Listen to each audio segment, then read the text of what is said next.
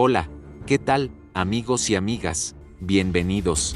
Atención, porque lo que está ocurriendo en Venezuela en este momento no es un hecho cualquiera. Es información de alto impacto que podría cambiar por completo la lectura de la crisis en ese país. En las últimas horas, el analista militar Luis Quiñones ha revelado datos que apuntan a movimientos estratégicos de gran escala, con implicaciones no solo para Venezuela, sino para toda la región. Hablamos de escenarios que hasta hace poco parecían improbables, pero que hoy comienzan a tomar forma con señales cada vez más claras. Lo que estás a punto de escuchar no es especulación ligera, es un análisis que conecta piezas clave del tablero político, militar y geopolítico actual, y que podría dejar a muchos replanteándose lo que realmente está pasando tras bastidores. Así que prepárate, porque lo que viene a continuación es información directa, contundente, y sobre todo, difícil de ignorar.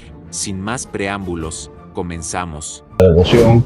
Desafortunadamente, como nos hemos dado cuenta, hay muy poca paz en el mundo, y la verdad es que deberíamos de estar más unidos ahora que nunca, porque nos enfrentan unas épocas bastante difíciles, pero el ser humano es así, nunca está contento, siempre hay alguien que quiere mantener las tradiciones de invasiones y siempre se complican mucho más las situaciones que deberían de ser. Y bueno, hay que pedirle a Dios de que todos tengamos la oportunidad de poder salir adelante y no tener estas guerras interminables, ya que al fin y al cabo los más vulnerables, la gente más pobre, es la que termina pagando el precio por las estupideces de los políticos que a veces no entienden por qué. Como sabemos, han habido muchos problemas en Venezuela y estamos enterados de que estos apagones, ¿por qué razón? Se enviaron unos expertos de Estados Unidos para ver qué es lo que está pasando en las hidroplantas de Venezuela, y resulta que varias de estas turbinas están en malísimas condiciones, y la que estaba funcionando estaba sobrecargada, ya que estaban proveyéndole electricidad a tantas áreas que era prácticamente imposible poder darle la electricidad a todo el país como lo necesitaban. Y eso fue por la haraganería de los que estaban trabajando con el sistema, ya que ellos no le dieron mantenimiento. Ellos estaban contentos de estar recibiendo un salario, recibir un pago, y no les importaba si ese pago era bienvenido, si se los estaban dando por ser aliados al régimen, pero la verdad es que les hicieron un daño tremendo. Así que tenemos que ver ahora cómo se va a arreglar todo eso. Ya se llevaron a ver equipo, y los de ahí, los venezolanos que estaban trabajando, o supuestamente trabajando, porque no están trabajando, solo ganando, en realidad estaban pensando llevar maquinaria alemana.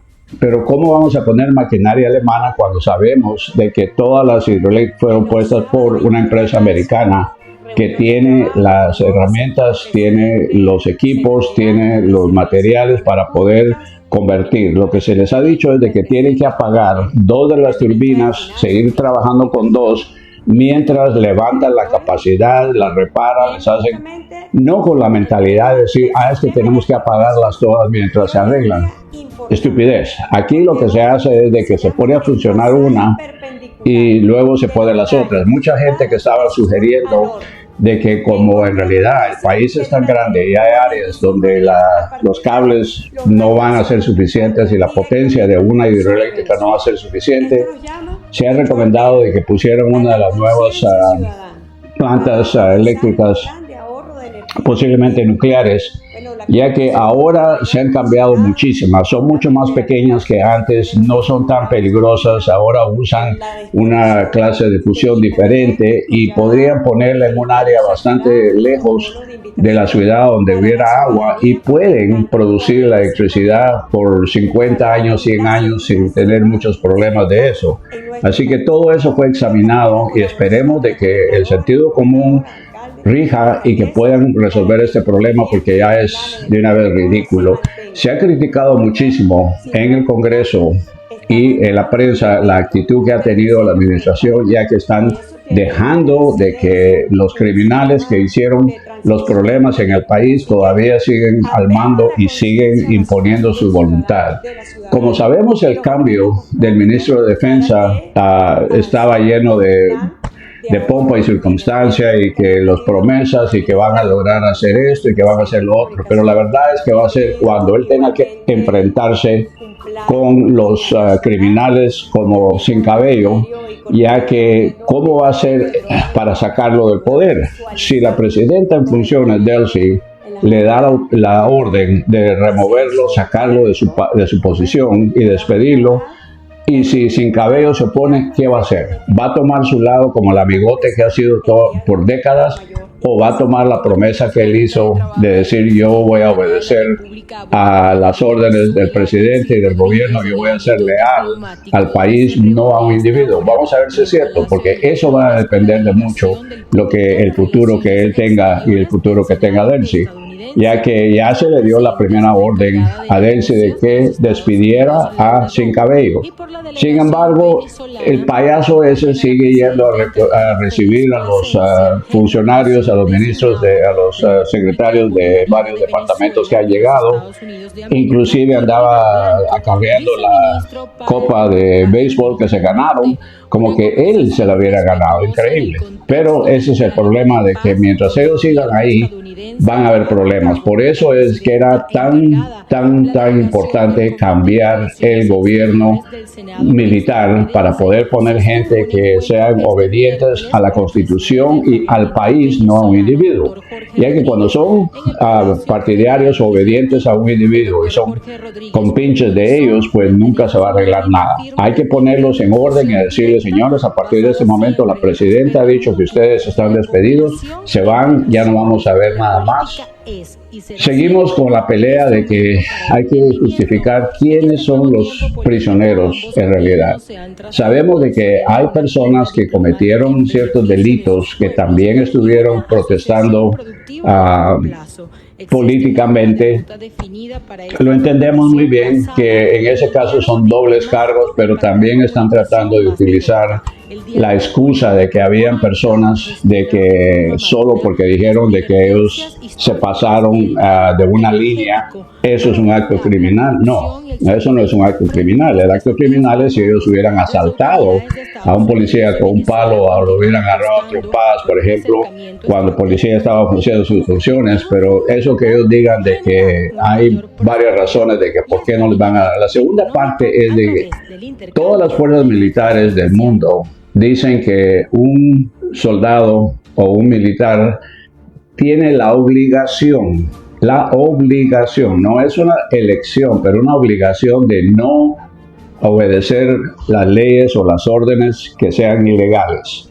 Si un comandante, no importa sea un general, un sargento, quien sea, le da una orden a un militar que sabemos de que es inapropiada, que es ilegal, no se puede obedecer, porque entonces el militar que obedeció esa ley pasa a ser criminal. Y por eso es de que estamos hablando de que en este caso necesitamos asegurarnos de que todas estas personas que fueron detenidas por desobedecer y no querer obedecer las leyes que les dieron, que Maduro y su gente les estuvo dando para aterrorizar a la gente o por arrestar personas que eran inocentes, no los pueden estar acusando y tenerlos detenidos, ya que ellos no hicieron, no cometieron ninguna clase de delito, no que respetaron la Constitución, en otras palabras. Así que por eso hay que poner las cosas en claro desde el principio, y por eso es que se está yendo a la Corte Criminal Internacional, que ya está escuchando el caso. Obviamente, Sin Cabello y su gente no van a querer ir a la Corte, no se van a presentar tan tranquilamente porque saben lo que les va a pasar. Así que lo que más probable va a pasar es que les van a poner otra orden de arresto, porque recordemos de que Sin Cabello tiene una orden de arresto. Él es un prófugo de la justicia. Aunque él se esté pretendiendo ser ministro, él lo que es un prófugo de la justicia que tiene una recompensa. Si se les olvidó, la recompensa sigue en vigor y la orden todavía está, no se la han quitado y no se la van a quitar hasta que no caiga. Así que todo eso hay que tomarlo muy en cuenta, de que él en realidad ya le queda, se le está diciendo a la presidenta en acción de que lo saque. sacaban a Padrino, que lo saquen a él, pero él está terco ahí, el ayatollah, sin cabello, porque a él no quiere. Ya sabe que el momentito que él salga de ese puesto, a la cárcel. Y le va a ir muy mal ya que tiene tantos enemigos que hay gente que le quiere hacer daño. Él anda ahí con un montón de gente de guardaespaldas porque sabe que no tiene otra. Él no tiene otra que si él tanto lo quiere la gente, él estaría en las calles solo y lo andarían dándole abrazos y besos y llamando por su nombre. Tal vez algunos idiotas que los ha mantenido, que les ha dado dinero, migajas de pan para que se sigan.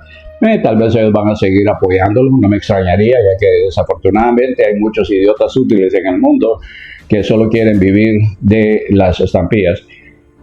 Nos molesta a muchos de que en realidad la misión en Venezuela no se ha terminado. Estamos molestos porque llegamos con la buena intención de sacar a todo este cáncer, extirparlo, meter un sistema más pro Venezuela, pro gente, y llegaron con la gran bulla y se les olvidó. Ahora están concentrados, preocupados de lo que está pasando en Irán. Hasta Cuba se les olvidó. Entonces ese es el problema cuando los políticos se meten a funciones que no deberían de ser. Hubieran puesto a un militar a cargo, como hicimos en la Segunda Guerra Mundial. En la Segunda Guerra Mundial, los generales que habían estado liderando a los soldados en batalla se pusieron como gobernadores de los lugares y miren lo que pasó. El George Marshall, el jefe de Estado de las Fuerzas Armadas, ¿qué fue lo que hizo? En vez de castigar, él reconstruyó todas las naciones que estaban en Europa y por lo consiguiente, inclusive Japón, los reconstruyó en vez de castigarlos y miren, tuvimos años y años de paz y prosperidad, porque anteriormente castigaban al que había perdido la guerra y por eso fue de que Alemania, después de la Primera Guerra Mundial, volvió a la Segunda Guerra Mundial tan rápido porque en realidad los estaban lastimando de una manera, castigando de una manera tremenda. Mucha gente murió de frío, de hambre, porque la mitad de la producción que ellos tenían tenía que enviárselo a los ganadores. El Imperio Otomano en la Primera Guerra Mundial, que se hundió a Alemania, también fue despedazado, le quitaron todo, y la producción tenían que pagar unas cantidades billonarias que los quebró prácticamente. Entonces, en este caso, hubiéramos hecho un cambio positivo para poder ayudar a la gente. Lo primero que tenían que haberse preocupado era estabilizar las economías, estabilizar los productos, la línea de distribución. Un militar sabe de logística, no como estos políticos que llegan ahí solo risa y risa a darse las manos, a ir a conocer, mira qué bonito el país, yo no sabía que era así, pero no hacen nada concreto. Ahí hemos estado ya desde enero, ya vamos a entrar a abril, mañana, así que pónganse a pensar que cuánto se ha perdido cuando hubiéramos podido tomar unas acciones más decisivas, y estamos empujando duro a través no solo de la prensa, de la administración y también en el Congreso para decir tenemos que solucionar todo esto de una vez por todas, porque seguir esperando a que ellos vayan a arreglar las cosas de buena fe no va a pasar. Sabemos de que hay muchos productos que se han distribuido para que lleguen a los, por ejemplo, Maturín. Se enviaron unas cargas de medicaciones y comida a Maturín y nos enteramos de que no había llegado. Entonces dijimos, bueno, pero llegó tal vez la mitad.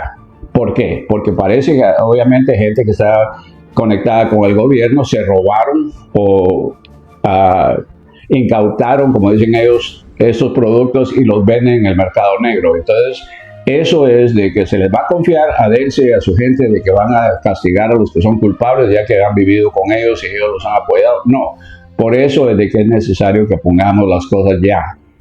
Trump había dicho que este mes de abril va a ser crítico, ya que se van a ver qué está pasando y si no ha habido progreso, entonces vamos a necesitar que hacer un cambio ya más serio y poder poner a gente que lleve a cabo el trabajo. Y como yo les dije anteriormente, se trató de dolarizar temporariamente, no permanentemente, pero temporariamente. ¿Y qué pasó? Todo el mundo enojado, que no, porque va a perder la identidad.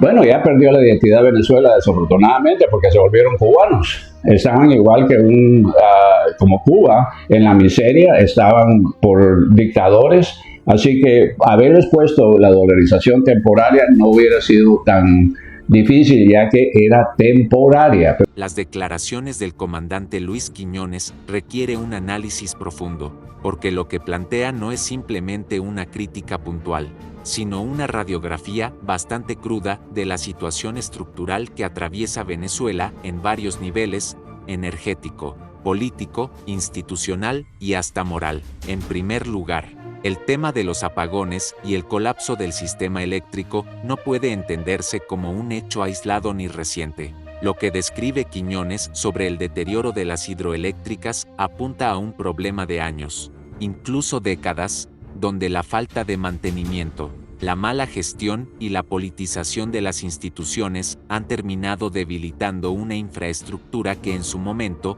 fue una de las más importantes de América Latina. Cuando se habla de turbinas en mal estado, sobrecarga en las unidades operativas y ausencia de planificación técnica, no se está hablando solo de fallas mecánicas. Se está describiendo un modelo de administración donde la prioridad no fue la eficiencia ni la sostenibilidad del sistema, sino la lealtad política y la improvisación. Eso tiene consecuencias directas: un país entero sometido a cortes eléctricos, afectación a hospitales, industrias paralizadas y una población que vive en constante incertidumbre. Ahora bien, el hecho de que se mencione la participación de expertos estadounidenses abre otra dimensión del análisis. Esto indicaría que hay una apertura, al menos parcial, a la cooperación técnica internacional, pero también refleja algo más profundo: el reconocimiento implícito de que el país no puede resolver por sí solo un problema que se dejó escalar durante años. Sin embargo, lo que señala Quiñones sobre la discusión de utilizar maquinaria alemana frente a sistemas originalmente diseñados por empresas estadounidenses introduce un punto técnico clave: la compatibilidad. En sistemas industriales complejos, como las hidroeléctricas, no se trata simplemente de sustituir piezas o equipos sin una planificación integral.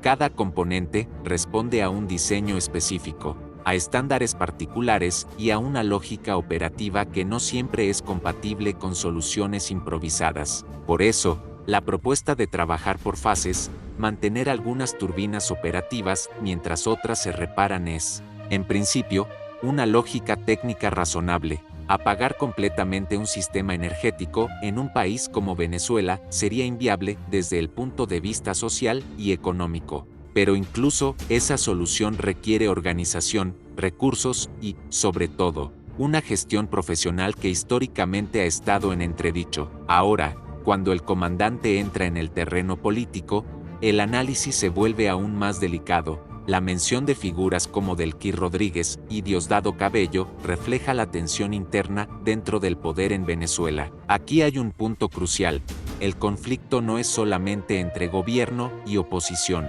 sino también dentro del propio aparato de poder.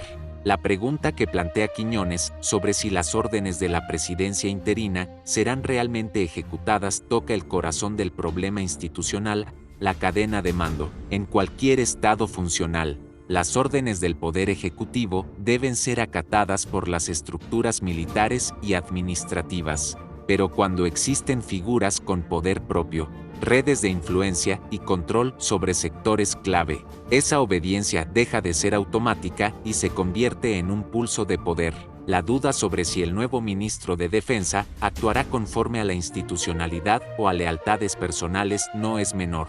Define, en gran medida, la viabilidad de cualquier intento de reestructuración del Estado, porque si las decisiones no se ejecutan, entonces el poder formal pierde sentido frente al poder real. Otro elemento importante es el tema de la justicia y los prisioneros. Quiñones introduce un argumento que tiene base en el derecho internacional: la obligación de los militares de no obedecer órdenes ilegales. Este principio no es nuevo. Forma parte de doctrinas ampliamente reconocidas en el ámbito militar global. Esto significa que aquellos que se negaron a ejecutar órdenes contrarias a la ley no deberían ser considerados criminales, sino todo lo contrario. Sin embargo, en contextos de crisis política, estas líneas se vuelven difusas, y muchas veces se utilizan mecanismos judiciales para castigar disidencias internas. Aquí es donde entra el papel de instancias como la Corte Penal Internacional.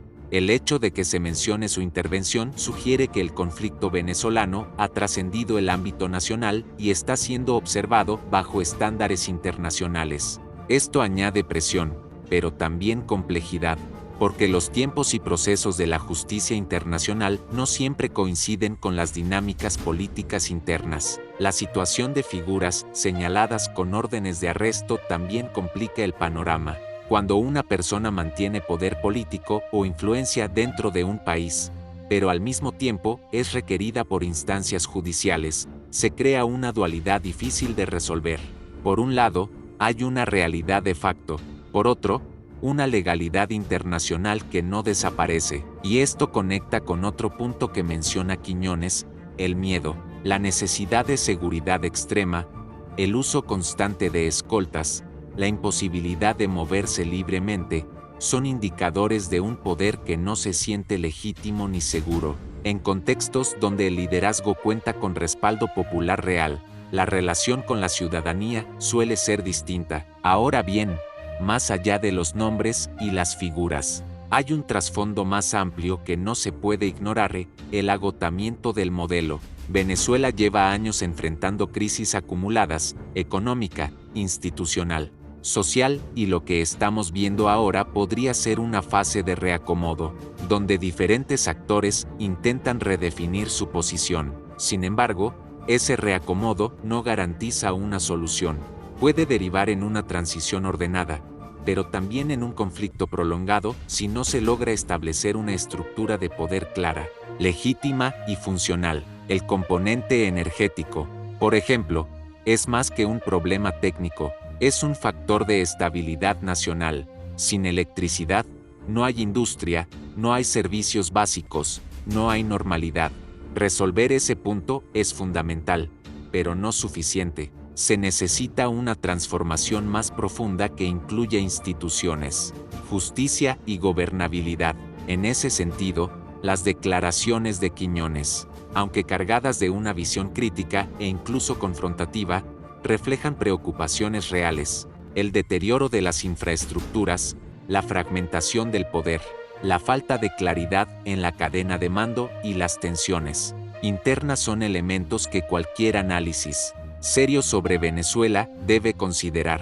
La gran interrogante es si existe la voluntad política real para abordar estos problemas de raíz, porque una cosa es diagnosticar la crisis, y otra muy distinta es asumir los costos de transformarla. Finalmente, lo que está en juego no es solo el futuro de un gobierno o de determinadas figuras, sino el destino de un país entero. Un país que, a pesar de sus recursos y potencial, ha sido arrastrado por años de decisiones erradas, conflictos internos y presiones externas. El desenlace dependerá de múltiples factores: la capacidad de las instituciones para reorganizarse, la presión internacional, la respuesta de la ciudadanía y, sobre todo, la disposición de quienes tienen el poder de ceder espacios en favor de una solución más amplia. Porque si algo queda claro de todo este análisis, es que Venezuela ya no tiene margen para más improvisaciones. Lo que viene requiere precisión,